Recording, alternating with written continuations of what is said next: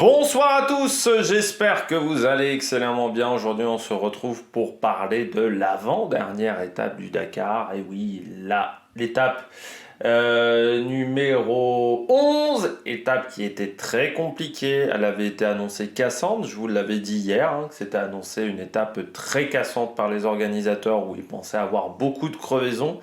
Eh bien, c'est une étape qui a fait des dégâts, notamment chez les autos, où il y a eu un gros revirement de situation, notamment pour Sébastien Loeb, mais pas seulement. Et on fera déjà presque un pré-bilan un petit peu de ce Dakar du côté du classement général, même si le bilan, ça sera surtout demain à l'arrivée. Et puis, il y a encore un suspense notamment SSV. Parce que ça va être très serré du côté de ce classement. Et puis en Rallye 2 également, où là, il y a au moins 3 concurrents qui peuvent peut-être tenter quelque chose encore demain. Donc on va voir tout ça. N'hésitez pas à vous abonner à la chaîne, à réagir dans les commentaires, à mettre un pouce bleu, à partager la vidéo sur les réseaux sociaux, notamment auprès de vos proches, si vous pensez que ça peut les intéresser. Dans les commentaires, n'hésitez pas à me dire qui vous a plu, qui vous a déçu. EPS 2.0, c'est sur les plateformes de podcast, Amazon, Deezer, Spotify, Google. TikTok, le débrief des compétitions en direct, notamment en ce moment du biathlon à Antols. Si vous avez les moyens et que vous voulez soutenir mon travail, vous pouvez faire un super thanks. Et puis, quand vous vous abonnez à la chaîne, vous pouvez rajouter la petite cloche, comme ça vous êtes au courant des dernières vidéos qui sortent sur la chaîne. Et puis n'hésitez pas à aller voir également les différentes playlists. La playlist Dakar, la playlist Arkia Ultimate Challenge, la playlist biathlon, enfin voilà, il y a plein de playlists sur la chaîne. Bon, on commence tout de suite avec le Dakar et les abandons. Alors c'est toujours triste d'abandonner à moins de 24 heures de l'arrivée. Mais c'est le cas pour un pilote Rallye GP, Rui Gonçalves, le portugais de Sherco. Ça a été compliqué pour Sherco dans la catégorie Rallye GP. On va voir si ça va être sauvé par la catégorie Rallye 2.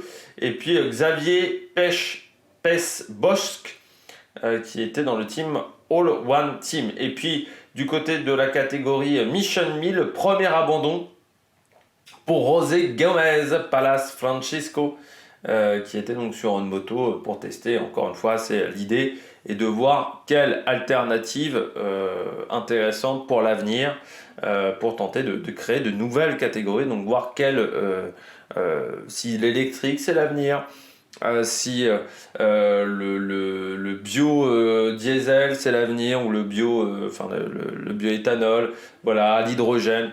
Il y a plein d'idées sur cette future Mission 1000. On commence tout de suite avec la catégorie Rallye GP, la catégorie moto. Aujourd'hui, victoire sur la spéciale du pilote Hiro Rosbrenj, mais ça n'a pas été suffisant pour reprendre la tête du rallye. Ça lui a juste permis de garder la deuxième place du classement. Parce que derrière, en termes de navigation, c'était pas une étape compliquée. C'était vraiment, au niveau du parcours, c'était très trialisant. Et ce petit jeu-là, Ricky Brabec s'en est bien sorti. Adrien Van Beveren aussi, parce qu'il finit 3e de l'étape sur un parcours qui n'est pas forcément ce qu'il aime le plus. On retrouve ensuite Luciano Benavides, encore une fois les KTM, qui ne sont pas largués, mais un peu en retrait en termes de performance pendant tout ce Dakar. Et puis surtout, la belle performance en Rallye 2, c'est Bradley Cox qui prend le 6e temps au scratch. Il a une bonne pointe de vitesse, le fils de Alfie Cox, mais pour l'instant, il fait un petit peu trop d'erreurs. J'ai envie de dire que son père était aussi parfois un petit peu fougueux. On retrouve ensuite Kevin Benavides, Daniel Sanders, Martin Michek, Stéphane Zwitko, lui, est 10e à un quart d'heure. Deuxième pilote Rallye 2, c'est Harit Noah, devant Pablo Quintanilla. Et puis le grand perdant du jour, qui pouvait pourquoi pas aller chercher un podium et un triplé Honda, c'est Nacho Cornero, qui a perdu 25 minutes aujourd'hui. Donc voilà, c'est la mauvaise opération du jour pour le Chilien. On regarde un petit peu dans la catégorie Malmoto. Aujourd'hui, c'est Emmanuel Guinness qui s'impose, mais au classement des pilotes qui ont vraiment qui ne sont pas exemptés de classement général dans cette catégorie, c'est toujours le débutant Tobias Epster. Super Dakar quand même qu'il a réalisé l'Autrichien. Il faut le souligner parce qu'il est, je crois, meilleur débutant également au classement général. Et puis Benjamin Melot, lui, finit 32e, le français, à 1 heure. Mais lui aussi, il va encore réussir à terminer son Dakar. Et puis on peut noter la place de Charlie Herbst, pardon, 1h27 aujourd'hui de perdu. Les cailloux, c'est pas son fort à Charlie, il l'a dit déjà à plusieurs reprises dans les vidéos du Dakar. Du côté du classement général, eh bien pas de changement. Ricky Brabec en tête, donc devant Rose Branch, qui avait vu Adrien Van Beveren revenir à 50 secondes, mais Adrien Van Beveren a perdu du temps. Alors il finit quand même à 3 minutes, Adrien Van Beveren, alors qu'il a tapé un chameau sur la piste.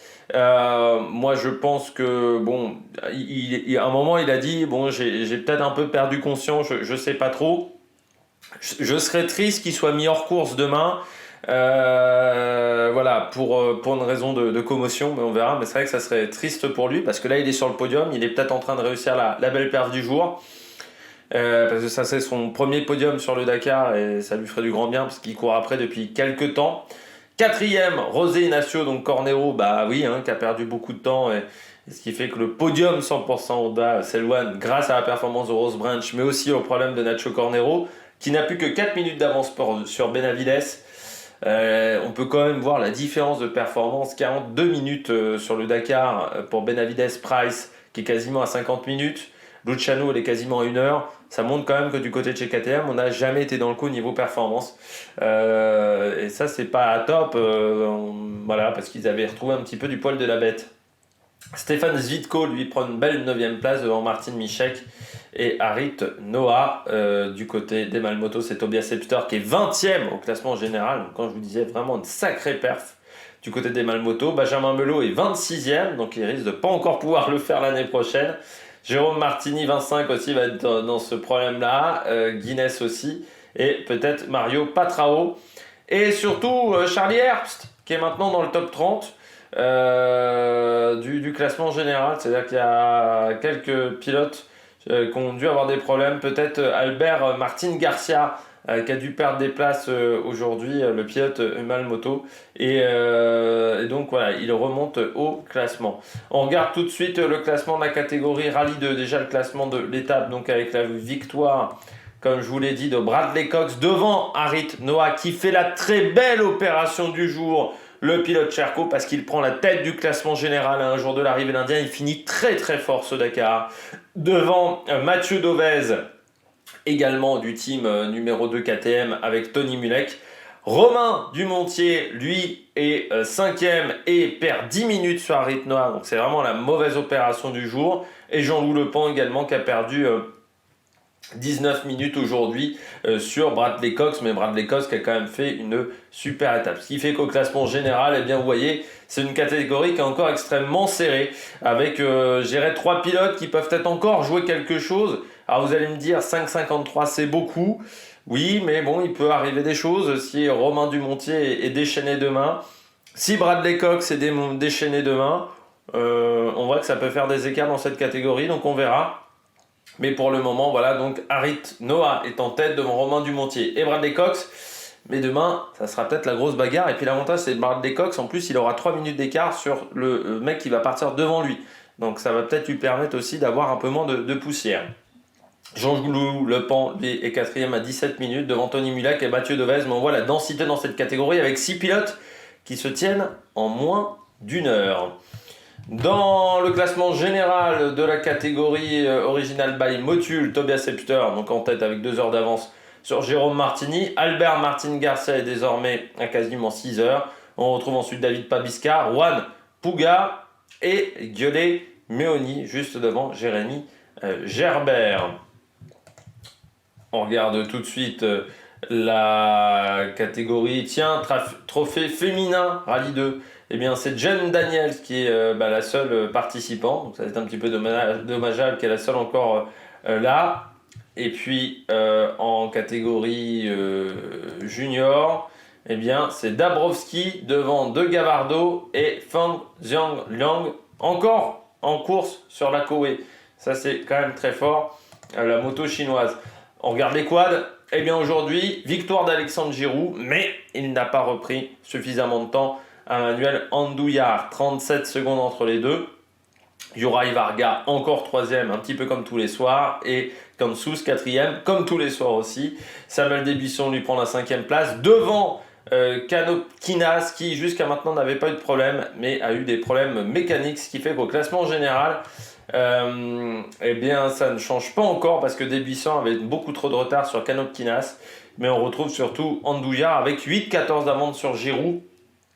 Je dirais que 8-14 c'est peut-être ça risque peut-être d'être compliqué, surtout que dans cette catégorie-là, on voit que les deux se sont un peu courus l'un derrière l'autre. Alors à part s'il rate un waypoint en Doujar, ouais, ça semble compliqué quand même. Ça semble très compliqué, je pense, pour aller chercher encore la gagne pour Alexandre Giroud. Mais on verra, je pense qu'il donnera tout demain, le pilote français. On passe au classement de l'étape en auto. Ça a été le grand chambardement en auto aujourd'hui. Deuxième victoire d'affilée pour Gerhard Schischrit. Ça, c'est déjà la grosse perte du jour. Parce que certes, certains leaders ont eu des problèmes, mais quand même, il ouvrait la piste aujourd'hui. Donc ça, c'est une belle performance. Il a été très bon avec son Toyota Overdrive. Donc bravo Gerhard Schischrit. Très beau Dakar de Gerhard. Parce que c'est peut-être passé un petit peu plus sous les radars jusqu'à ces 2 dernières journées, mais il a fait un Dakar où il a fait très peu d'erreurs de pilotage, donc vraiment très très bien Gerhard Schischrit qui va finir certainement 4e du Dakar demain, à part si Sébastien Loeb fait n'importe quoi ou si y a d'autres pilotes qui font n'importe quoi. Deuxième, Guillaume Demi-Bus avec Xavier Panzeri qui avait remporté la première spéciale, qui fait deuxième aujourd'hui et surtout qui se retrouve 3e du général. Bravo pour le pilote belge, c'est peut-être lui la nouvelle tête d'affiche du côté de Toyota pour les années à venir, parce qu'il fait vraiment du super boulot. Puis Xavier Panzeri, ça reste un très grand copilote aussi, copilote de Brian Bouffier en rallye, mais copilote depuis de El Haraji également sur le Dakar. Il commence à avoir pas mal d'expérience. Donc vraiment belle perf et on espère que l'année prochaine, il partira sur un programme ultimate devant Carlos Sainz et Lucas Cruz, donc qui ont bien diminué le rythme sur la deuxième partie de spécial. Surtout qu'il avait des petits soucis avec ses roues de secours. Carlos Sainz, il s'impose devant Ekström. Le débutant Variavois avec François Cazalet qui prend la 5e place. Et puis Christian Lavieille, très belle 6e place avec son buggy MD. Ça va donner du beau moqueur à MD parce que c'est vrai que la course n'a pas forcément été facile, mais lui il a fait vraiment une belle course devant Juan Cruz Jacopini, Vaidosta Zala avec le X-Red, et puis Nani Roma, premier top 10 du Formel Sport depuis le début de ce Dakar. Donc là aussi, ça montre que la performance est là dans les terrains difficiles, et surtout pas de problème de fiabilité aujourd'hui. Donc ça, c'est une belle satisfaction. Et Nani Roma, il a toujours un bon coup de volant devant Guy David Botterill. Derrière, on retrouve Martin Prokop avec son propre buggy Ford, mais qui n'est pas du tout le même que le Ford M Sport. Et puis, on retrouve ensuite Eugenio Amos, Woolridge, Krostov, Romain Dumas, 17e, devant Stéphane Peter-Hansel. Et là, il y a Sens et Giniel de Villiers, 22e aujourd'hui, devant Pascal Thomas. Alors vous me dites, mais où est Sébastien Loeb ? Eh bien, c'est la Stallone. Alors déjà, on va commencer par Mathieu Serradori, qui a perdu 1h25 aujourd'hui. Il a fracassé son buggy. Et c'est triste pour Mathieu Serradori parce qu'il était jusqu'à maintenant 5e et il va se retrouver à 10e. Donc ça, c'est vraiment très triste. Sébastien Loeb, donc problème de triangle aujourd'hui sur la voiture. Voilà, donc là aussi, il a abandonné toute chance de victoire en perdant 1h28. Et alors, il a dit qu'il n'avait aucune chance de s'imposer face à Audi. Moi, j'ai compris ça comme ça en disant la balance de performance était trop à l'avantage des Audi. Moi, je crois pas du tout. Je crois surtout que ProDrive a fait beaucoup d'erreurs. Hier, il pouvait être en tête du Dakar. S'il n'y a pas le problème de la péteuse qui n'a pas de batterie, s'il n'a pas son problème de vérin. Carlos Sainz, il n'a pas eu ces problèmes de fiabilité là. Voilà, ils ont eu des gros problèmes de fiabilité, mais lui, il n'a pas eu ces problèmes là. Quand il perd aussi 20 minutes sur les crevaisons, pareil. Quand il perd 20 minutes sur une étape de 100 km parce qu'il décide de prendre un quart d'heure de pénalité, pareil, c'était pas l'idée du siècle. Ça, c'est pas dû à la balance de performance.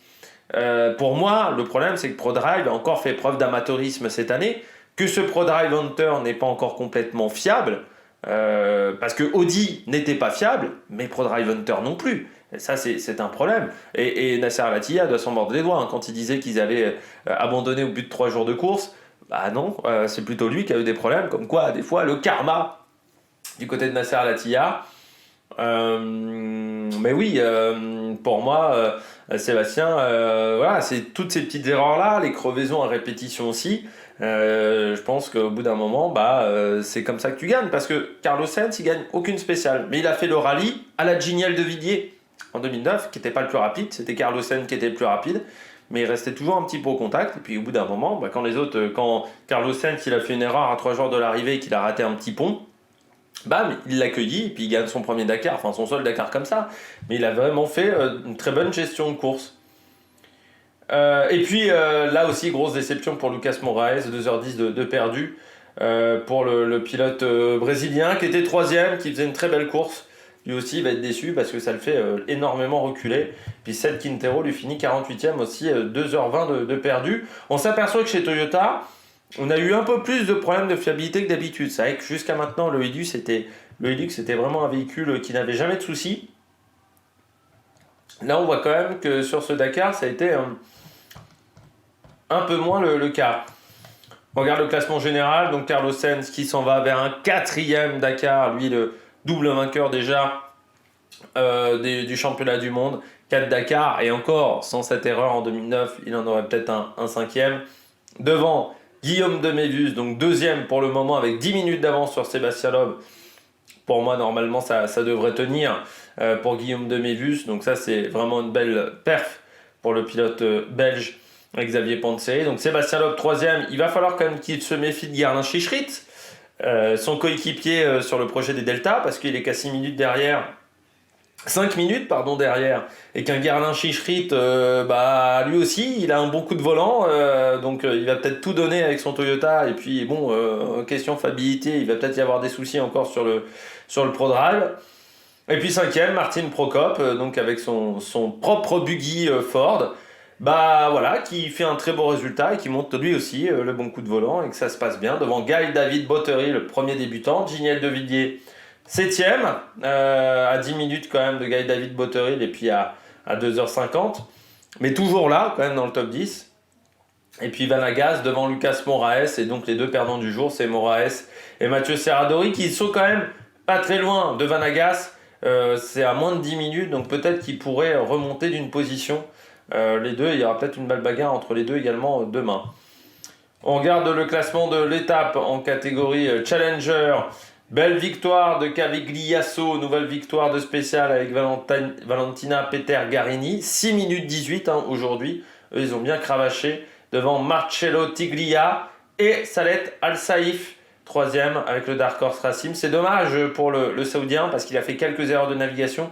Surtout, il a été assez régulier au niveau de ses performances. Et un Dakar, c'est cette capacité à enchaîner les bons résultats les jours et les uns après les autres. Ça, c'est pas facile. Cristina Gutiérrez 4, Bassouska 5, Mitchell Guthrie 6e. Et puis on retrouve ensuite Porem, Chaleco Lopez qui a encore perdu 10 minutes aujourd'hui. Les Canam qui ont toujours eu un déficit de performance sur ce Dakar. Et puis Lucas Loda, le fils de Niki, qui lui finit 10e aujourd'hui pour son premier Dakar. C'est quand même pas mal. Il a fait pas mal de top 10 dans cette catégorie. Donc ça, c'est quand même à souligner. Au classement général, c'est fait là aussi. Mitchell Gosset, il a 25 minutes d'avance sur Cristina Gutiérrez. Bassiuskas à 1,20 qui passe devant Chaleco pour le podium de la catégorie. Il y a 4 minutes entre les deux. Il y aura peut-être un match encore demain. Et puis Austin Jones, 5e, qui n'a plus grand-chose à tenter. Et Salet Al-Saïf, 6e pour le moment de ce classement général. Et Cavigliasso, c'est dommage qu'il y ait eu un petit manque de régularité parce qu'il a un très bon coup de volant et il est 9e du général. Du côté des SSV, c'est Jérôme de Sadedler à Michael Metsch qui s'impose pour 2 petites secondes devant Gérard Farasguel, l'Espagnol et Diego Ortega Gil. Cristiano Batista finit 3e et Xavier de Soultré 4e, mais il perd 10 minutes sur Jérôme de Sadler et le match était assez serré et vous allez voir tout ça. Joao Ferreira lui est 5e, encore une fois très beau Dakar du Portugais, c'est dommage les quelques problèmes techniques qu'il a eu devant Yazir Zedan 6e, Florian Vessade 7e.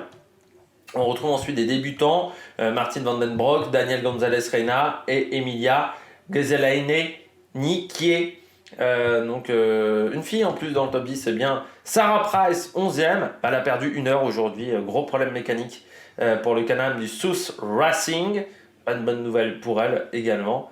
Parce que jusqu'à maintenant, elle faisait un super Dakar. Ce qui fait qu'au classement général, eh bien, on a Xavier de Soultret qui est en tête, mais avec seulement 2,49 d'avance sur Jérôme de Sadler. Donc là, demain, il peut y avoir un vrai match en cette fin de Dakar. Il va falloir attaquer demain dans cette catégorie, et vraiment, c'est la catégorie la plus serrée. Yazir Zaidan, 3e, et puis Sarah Price, 4e. Dommage le temps perdu aujourd'hui. Elle pourra peut-être remonter sur le podium. Il y aura un gros match également, vu qu'il y a 4 minutes d'écart pour le podium. Donc là, il peut peut-être se passer quelque chose. Et puis Gérard Faresguel, lui, est 8e du classement général. On regarde le classement de la catégorie camion qui, elle, est pliée depuis l'étape marathon. Alex Lepresse, aujourd'hui, qui s'impose avec son Tatra. Magnifique, hein. C'est vrai que si vous avez vu le Tatra d'Alex Lepresse, un petit style revival qui est magnifique. Devant Martin Machig, donc, qui gère vraiment son écart là, depuis 4 jours, je dirais. Jaroslav Walter, 3e, devant Pascal Debar. Janus van Kasteren, 5e. Sugawara, 6e. Michel Beck, 7e. Devant Walter, 8e. Van den Briek, 9e. 10e, Claudio Bellina. Et puis Martin van den Briek, lui, finit 18e. Et Gert Husink a perdu 3 heures aujourd'hui. Donc lui qui avait remporté les 2 dernières spéciales avec son camion hybride, peut-être un peu plus lourd, donc un peu plus en difficulté. Martin Machig, 2 heures d'avance sur Alex Lepresse, Van den Briek à 4h27 et puis Van Kasteren à 5h26.